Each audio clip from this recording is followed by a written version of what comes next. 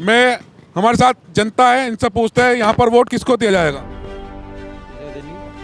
आप किसको वोट देंगे? अखिलेश यादव को यहाँ की जनता वोट देगी। अखिलेश यादव को क्यों वोट देना चाहेगी?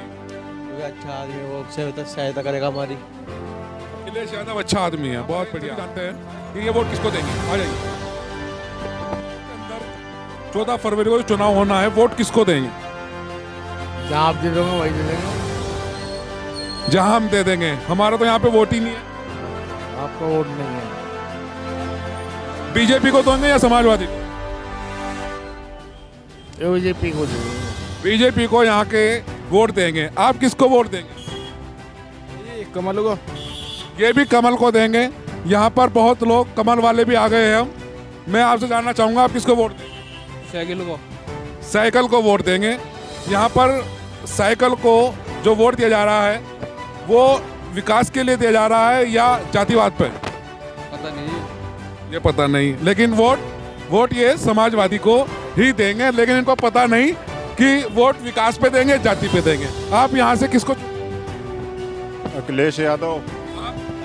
अखिलेश यादव को क्यों चुनना पसंद करेंगे? अच्छा नेता है जी। अच्छा नेता है। अच्छा, बीजेपी ने 5 साल काम किया, उसने विकास किया, उसने सड़कें बनवाई, उसने बहुत सारा ऐसा काम किया। महीने में उन्होंने कुछ नहीं बनवाया। उन्होंने तो उद्घाटन करे अखिलेश यादव के। बेरोजगारी सबसे ज्यादा है। नहीं, वो तो कह रहे हमने 5 लाख रोजगार दिया। नहीं, कहीं किसी को भी नहीं मिला। आपको रोजगार नहीं मिला? और डाउन हो गया नीचे। और डाउन हो गए। कारोबार ठप हो गया। बिल्कुल। यानी बीजेपी से कारोबार ठप हो गया। जी हाँ। इसलिए बदलाव चाहते हैं। जी, बदलाव की राजनीति बदलाव की राजनीति है ना। तो ये बदलाव इसलिए हो रहा है कि बीजेपी ने काम नहीं किया, या इसलिए हो रहा है कि बीजेपी ने अपना भला चाहा, दूसरों का भला ही नहीं चाहा। उसने अपना ही भला चाहा, दूसरों का भला नहीं। ना रोजगार ठप कर दिया बीजेपी ने। रोजगार ठप कर दिया जी, खा रहा है बेचारा। अब तो सेकंड ये कह रहे बीजेपी ने रोजगार ठप कर दिया। आप क्या कहेंगे? ये सर ये बता, आप क्या कहेंगे? आप बताएं। रोजगार ठप कर दिया है। डॉक्टर साहब, आपका रोजगार ठप हो गया। कोरोना में तो बहुत बढ़िया काम चला होगा माशाल्लाह। कोरोना में तो बढ़िया से काम चला होगा। देखो, कोरोना में भी कहा दुकान ना, तो दुकान अपने बंद रहे।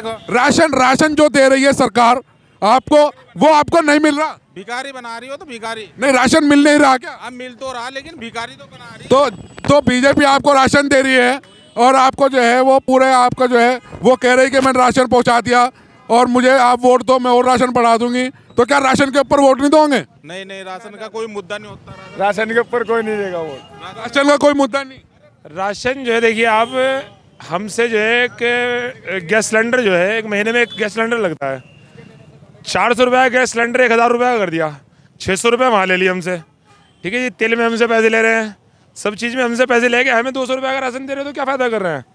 कुछ यानी कहीं ना कहीं महंगाई का मुद्दा है, इसलिए बीजेपी से परेशान है। बीजेपी से बहुत ज़्यादा परेशान है। अब स्मृति ईरानी भी नहीं नज़र नहीं आती कहीं पे।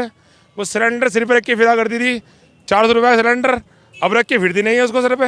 अच्छा, यहाँ की जनता का एक बहुत बड़ा जो है, बहुत मैं कई उसमें गया हूँ, वो कह रही कि संजय गर्ग जो यहाँ के प्रत्याशी है वो हमारे बीच में नहीं आए। फिर भी आप संजय गर्ग को वोट देंगे? संजय गर्ग को नहीं, दरअसल वोट जो है साइकिल को दिया जाएगा, यानी अखिलेश को, यादव को। प्रत्याशी कोई भी हो। संजय गर्ग बहुत बेकार प्रत्याशी हैं।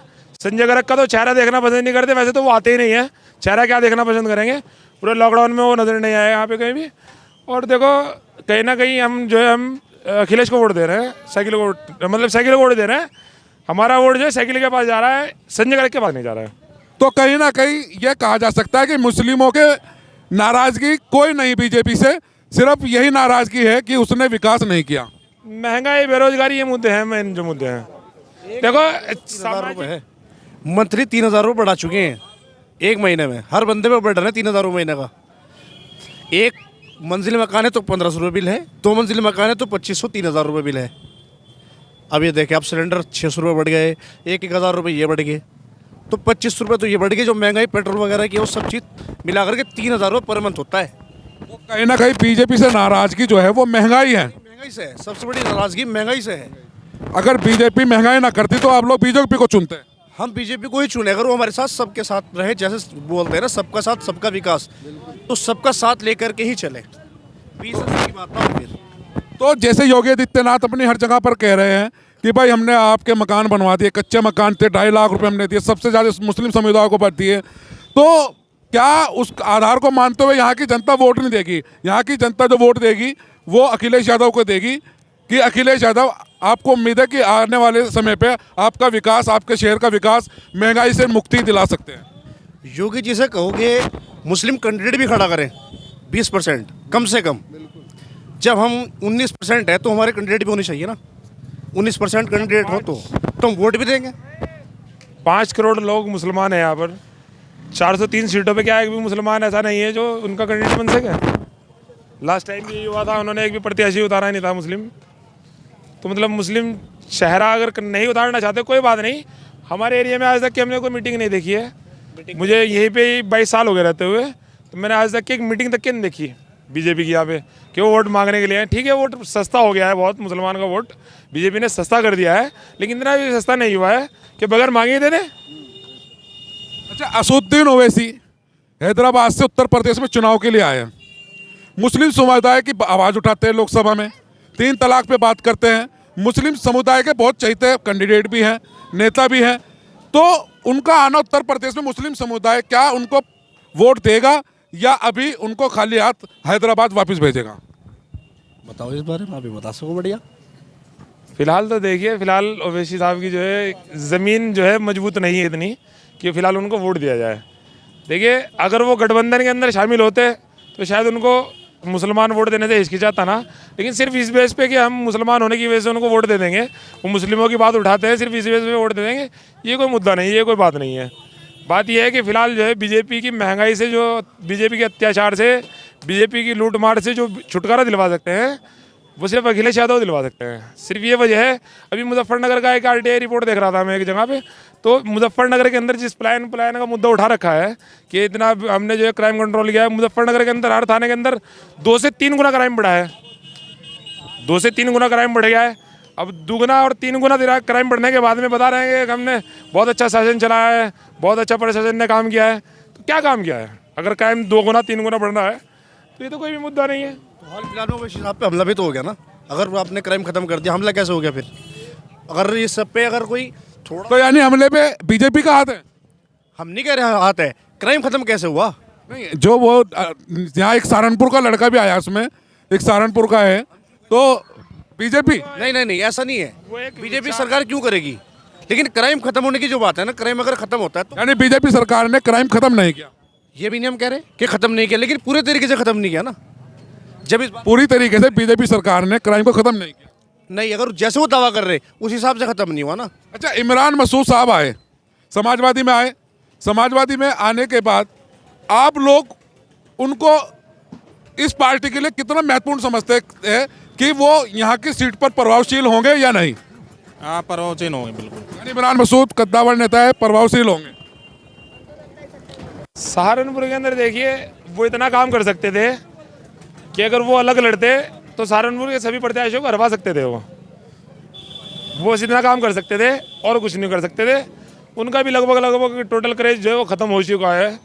उन्होंने जो लोकसभा इलेक्शन बहुत अच्छी तरीके से लड़ा था, लेकिन उनके जो वो बांटने की राजनीति जो करते हैं वो कहीं ना कहीं उनको नुकसान दे के जा रहा है। उनका राजनीतिक जो जहाज है उनका डूबने की तरफ को था। अगर वो समाजवादी पार्टी में ना आते तो इस बार बिल्कुल डूब जाते। तो कहीं ना कहीं ये कहा जा सकता है कि इमरान मसूद का जो जहाज है वो डूब जाता अगर वो समाजवादी में ना आते। उस जहाज को बचाने के लिए इमरान मसूद समाजवादी में आए। आप इनकी बात से सहमत हैं?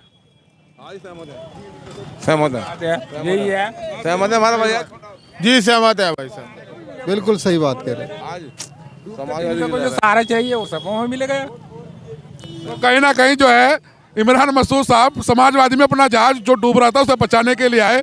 जनता यहाँ पर बोल रही है कि इमरान मसूद अगर कांग्रेस में होते तो शायद जनता उनके साथ न जाती, बल्कि अपनी साठ और गांठ बचाने के लिए इमरान मसूद समाजवादी में आए। बड़े नुकसान से बचने के लिए छोटा नुकसान करना पड़ता है, ये मजबूरी है। यानी कि जो ओवैसी साहब के लिए भी है, हम साथ दिल से उन्हीं के हैं, लेकिन मजबूरी इस टाइम ऐसी बनी हुई है, सरकार को हराने के लिए मजबूरी है ये। नहीं, क्या मजबूरी आप लोगों की? बड़ा नुकसान, कैसा नुकसान? बड़ा नुकसान से हमें नहीं, उत्तर प्रदेश को और उसके बाद पूरे हिंदुस्तान को जो बचाना है। किसानों का देखो क्या हाल है, बहुत परेशान है, बहुत ज़्यादा। अभी भी देखो जो उन्होंने वादे किए थे, सब वादा खिलाफी हो गई, सब वादे खिलाफ हो गए बिल्कुल एकदम। उन्होंने 15 जनवरी तक उनको टाइम दिया था किसानों ने, एक भी केस वापस नहीं हुआ उनका। जो किसानों की 15-14 मांगे थी, एक भी पूरी नहीं की उन्होंने। अभी 31 तक का टाइम दिया उनको। नहीं, किसानों की तो सारी बात मान ली, उन्हें घर भेज दिया। वो वहां पर धरने पे थे, अब तो घर भेज दिया। सिर्फ एक कानून वापस लिया। वो तो बड़े उन्होंने एमएसपी कानून के लिए कहा था कि आंदोलन के चलते हुए जो केस उनके ऊपर हुए वो वापस लेने के लिए। ई शर्म में 500 रुपए भी भेजे इसने, योगी आदित्यनाथ ने, आपके खाते में नहीं आए। हमारे खाते में क्यों आते हैं? हमारे मनी आए, हमारे मनी आए। ये महंगाई आप कम करा दो, महंगाई कम कराओ, ना ये शर्म की जरूरत पड़ेगी, ना अनाज की जरूरत पड़ेगी, सब लोग कमाएंगे और आराम से खाएंगे। यानी महंगाई मुद्दा है। तेल कहा था, अब कहाँ पहुँच गया तेल? पेट्रोल देखो और सरसों का तेल देखो कहाँ पहुँच गया। तो 150 150 आगे हमको तो 300